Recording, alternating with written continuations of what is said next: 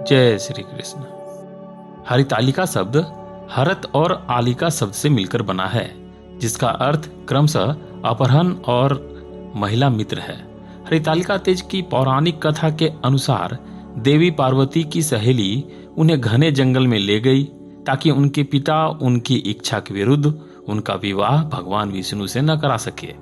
देवी पार्वती के अचानक गायब हो जाने पर उनके पिता को लगा कि किसी ने उनकी पुत्री का अपहरण कर लिया है, इसलिए इस दिन को हरतालिका या हरितालिका के नाम से जाना जाता है।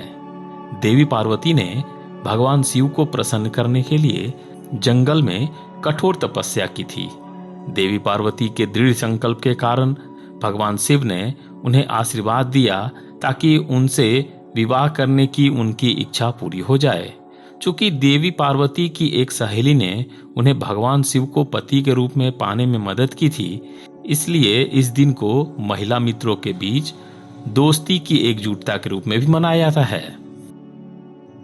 जिनके दिव्य केशों पर मंदार के पुष्पों की माला शोभा देती है और जिन भगवान शंकर के मस्तक पर चंद्र और कंठ में मुंडों की माला पड़ी हुई है, जो माता पार्वती दिव्य वस्त्रों से तथा भगवान शंकर दिगंबर वेश धारण किए हैं, उन दोनों भवानी शंकर को नमस्कार करता हूँ।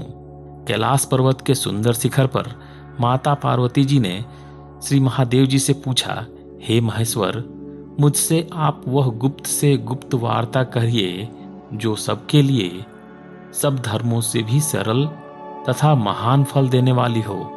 हे नाथ, यदि आप भली भांति प्रसन्न हैं तो आप उसे मेरे सम्मुख प्रकट कीजिए। हे जगन्नाथ, आप आदि मध्य और अंत रहित हैं। आपकी माया का कोई पार नहीं है।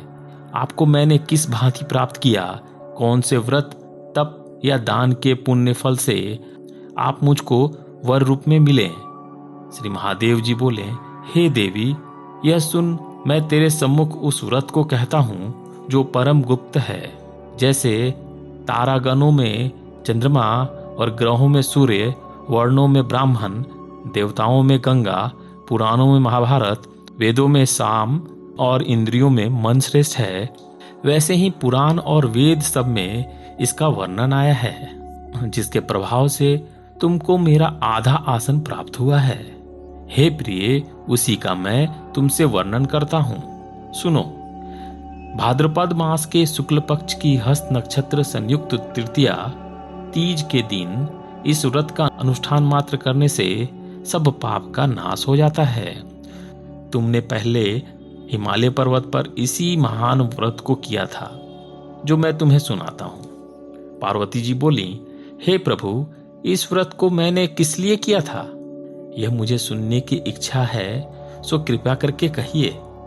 शंकर जी बोले, आर्यव्रत में हिमालय नामक एक महान पर्वत है, जहां अनेक प्रकार की भूमि अनेक प्रकार के वृक्षों से सुशोभित है, जो सदैव बर्फ से ढके हुए तथा गंगा की कलकल ध्वनि से शब्दायमान रहता है।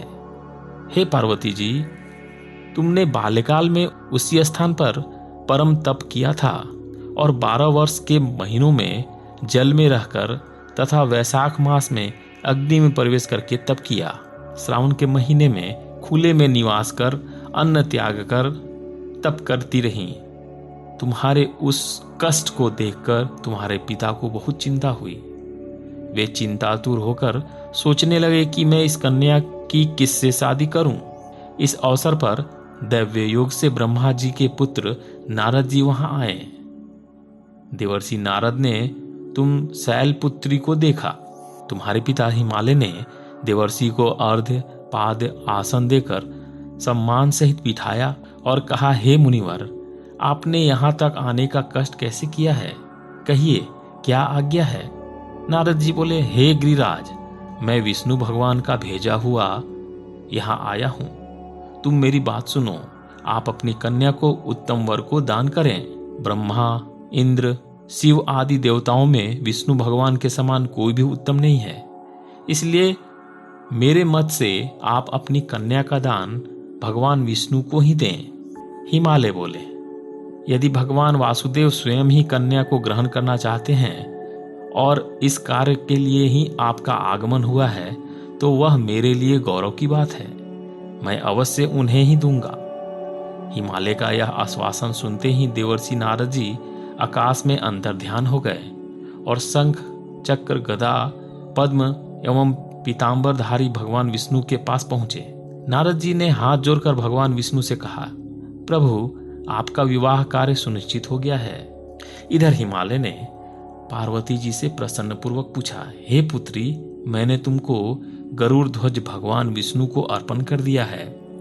पिता के इस वाक्य को सुनते ही पार्वती जी अपनी सहेली के घर गईं और पृथ्वी पर गिरकर अत्यंत दुखित होकर विलाप करने लगी।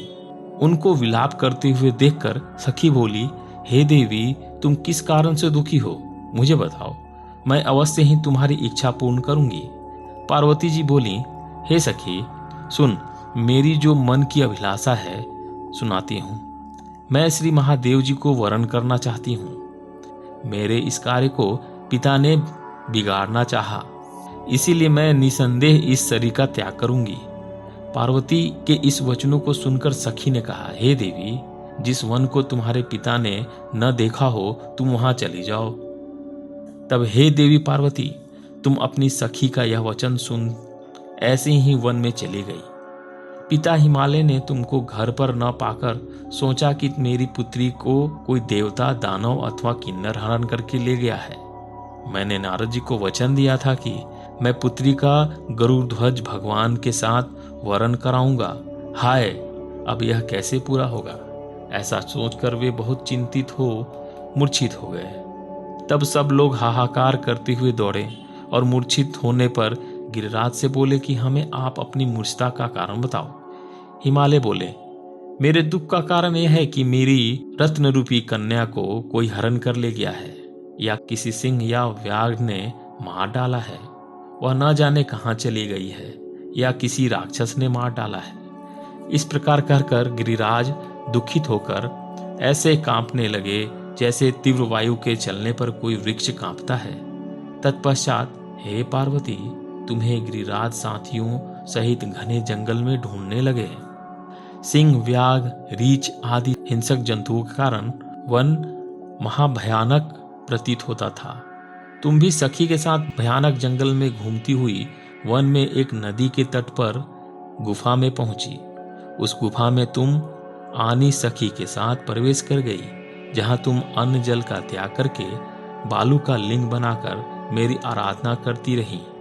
उस समय पर भाद्रपद मास की हस्त नक्षत्र युक्त तृतीया के दिन तुमने मेरा विधि विधान से पूजा किया और रात को गीत गान करते हुए जागरण किया। तुम्हारे उस महाव्रत के प्रभाव से मेरा आसन डोलने लगा। मैं उसी स्थान पर आ गया जहां तुम और तुम्हारी सखी दोनों थीं।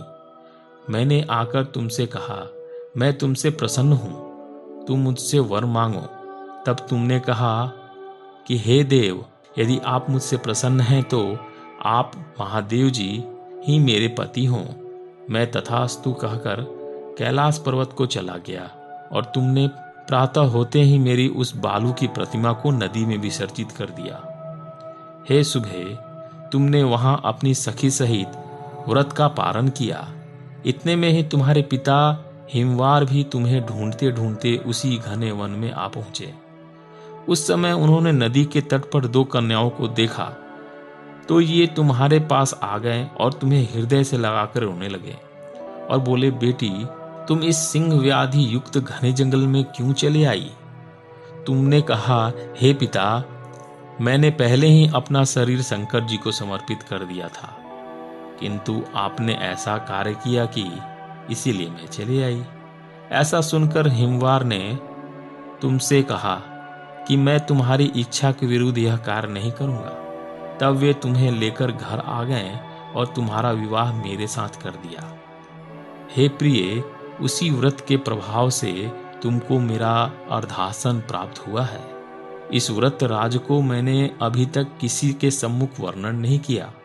हे देवी, अब मैं तुम्हें यह बताता हूं कि इस व्रत का यह नाम क्यों पड़ा। तुमको सखी हरण करके ले गई थी, इसीलिए हरितालिका नाम पड़ा। पार्वती जी बोली, हे स्वामी, आपने इस व्रतराज का नाम तो बता दिया, किंतु मुझे इसकी विधि एवं फल भी बताइए कि इसके करने से किस फल की प्राप्ति होती है। तब भगवान शंकर जी बोले, इस स्त्री जाति के अत्युत्तम व्रत की विधि सुनिए। सौभाग्य की इच्छा रखने वाली स्त्रियां इस व्रत को विधि पूर्वक करें। केले के खंभों से मंडप बनाकर उसे वंदनवारों से सुशोभित करें। उसमें विविध रंगों के उत्तम रेशम वस्त्र की चांदनी ऊपर तार दें। चंदन आदि सुगंधित द्रवों का लेप करके स्त्रियां एकत्रित हों। शंख, भेरी, मृदंग आदि बजावें। विधि पूर्वक मंगलचार करके श्री गौरी शंकर की बालू निर्मित प्रतिमा स्थापित करें। फिर भगवान शिव पार्वती जी का गंध, फूल, पुष्प आदि से विधि पूर्वक पूजन करें। अनेकों नैवेद्यों का भोग लगावें और रात्रि को जागरण करें। नारियल, सुपारी, जवारी, नींबू, लौंग, अनार, नारंगी आदि ऋतु फलों तथा पुष्पों को एकत्रित करके धूप दीप आदि से पूजन करके कहें, हे कल्याण स्वरूपी शिव, हे मंगल रूपी शिव, हे मंगल रूपी महेश्वरी, हे शिवे, सब कामनाओं को देने वाली देवी कल्याण रूप तुम्हें नमस्कार है। कल्याण स्वरूप माता पार्वती, हम तुम्हें नमस्कार करते हैं। भगवान शंकर जी को सदैव नमस्कार करते हैं। हे ब्रह्म रूपिणी, जगत का पालन करने वाली माँ, आपको नमस्कार है। हे सिंहवाहिनी, मैं सांसारिक भय से व्याकुल हूँ, तुम मेरी रक्षा करो। हे महेश्वरी, मैंने इसी अभिलाषा से आपका पूजन किया है। हे पार्वती माता, आप मेरे ऊपर प्रसन्न होकर मुझे सुख और सौभाग्य प्रदान कीजिए। इस प्रकार के शब्दों द्वारा उमा सहित शंकर जी का पूजन करें। विधि पूर्वक कथा सुनकर गौ, वस्त्र, आभूषण आदि ब्राह्मणों को दान करें। इस प्रकार से व्रत करने वाले के सब पाप नष्ट हो जाते हैं।